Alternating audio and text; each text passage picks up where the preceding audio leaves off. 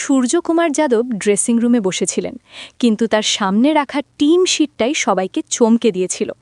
দ্বিতীয় টি-20 ম্যাচ শুরুর ঠিক আগে ভারতীয় দলে এমন কিছু হঠাৎ সিদ্ধান্ত নেওয়া হয় যেগুলোর কথা কেউ কল্পনাও করেনি।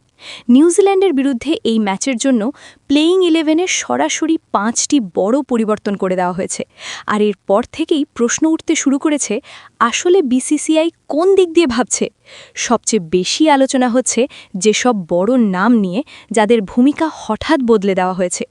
যশপ্রীত বুমরা, হার্দিক পান্ডিয়া, রিঙ্কু সিং এবং অক্ষর প্যাটেল, এই তারকাদের নিয়ে নেওয়ার সিদ্ধান্ত এবং নতুন টিম কম্বিনেশন প্রত্যেক ক্রিকেট ভক্তকেই অবাক করে দিয়েছে।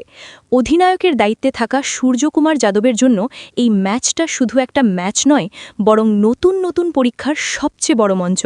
এখন বড় প্রশ্ন হল, নিউজিল্যান্ডের বিরুদ্ধে দ্বিতীয় টি-20 ম্যাচে ভারতের ফাইনাল প্লেয়িং 11 কি? কোন 5 জন নতুন খেলোয়াড় সুযোগ পেয়েছেন? কাদের বাইরে বসতে হয়েছে? এই পরিবর্তনগুলো কি ভারতকে জয়ের দিকে নিয়ে যাবে, নাকি বড় ঝুঁকি প্রমাণ হবে? অন্যদিকে নিউজিল্যান্ড দলও পুরো প্রস্তুতি নিয়ে মাঠে নামছে। তাদের প্লেয়িং কম্বিনেশনও কোনো অংশে কম নয়। এই ভিডিওতে আমরা আপনাদের দেখাবো ভারত ও নিউজিল্যান্ড দলের সম্পূর্ণ প্লেয়িং 11, পাশাপাশি জানাবো সেই 5টি বড় পরিবর্তনের আসল কারণ, যেগুলো নিয়ে এখন সর্বত্র আলোচনা চলছে। তাই ভিডিওটি শেষ পর্যন্ত অবশ্যই দেখুন, কারণ পুরো টিম দেখার পর আপনারাও অবাক হয়ে যাবেন। তবে তার আগে আপনি যদি চান ভারত দ্বিতীয় টি-20 ম্যাচ জিতুক, তাহলে ভিডিওতে লাইক দিন এবং কমেন্টে জানান আপনার মতে কে জিতবে, ভারত না নিউজিল্যান্ড। চলুন আর সময় নষ্ট না করে এই বড় খবরের পুরো বিস্তারিত জেনে নেওয়া যাক। বন্ধুরা, ভারত ও নিউজিল্যান্ডের মধ্যে দ্বিতীয় ম্যাচটি রায়পুরের শহীদ বীর নারায়ণ সিং স্টেডিয়ামে খেলা হবে। আর দ্বিতীয় টি-20-র জন্য এটা সবাই জানে যে ভারতের প্লেয়িং 11 পুরোপুরি বদলে দেওয়া হয়েছে।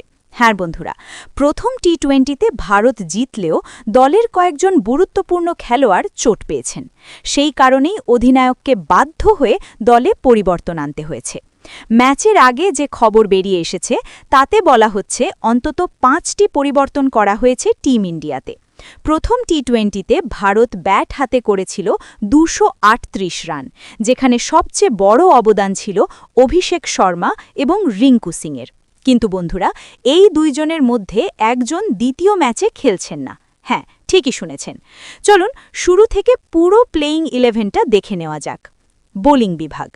প্রথম টি-20-তে যশপ্রীত বুমরা কোনো উইকেট পাননি, উল্টে তিনি বেশ রানও দিয়েছেন।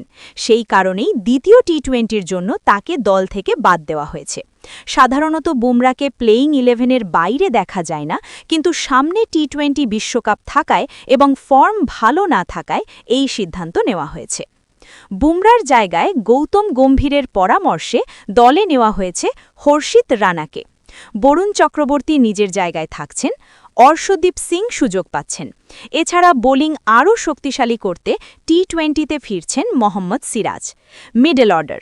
তৃতীয় নম্বরে বড় পরিবর্তন, এখানে ব্যাট করবেন সূর্যকুমার যাদব। 4 নম্বরে হার্দিক পান্ডিয়া, 5 নম্বরে শিবম দুবে। রিঙ্কু সিং দলে রয়েছেন। চোটের কারণে অক্ষর প্যাটেল খেলছেন না, তার জায়গায় দলে ঢুকেছেন allrounder Ravi Bishnoi. Top order. প্রথম ম্যাচে মাত্র 10 রান করায় সঞ্জু স্যামসনকে দ্বিতীয় টি-20-র দল থেকে বাদ দেওয়া হয়েছে।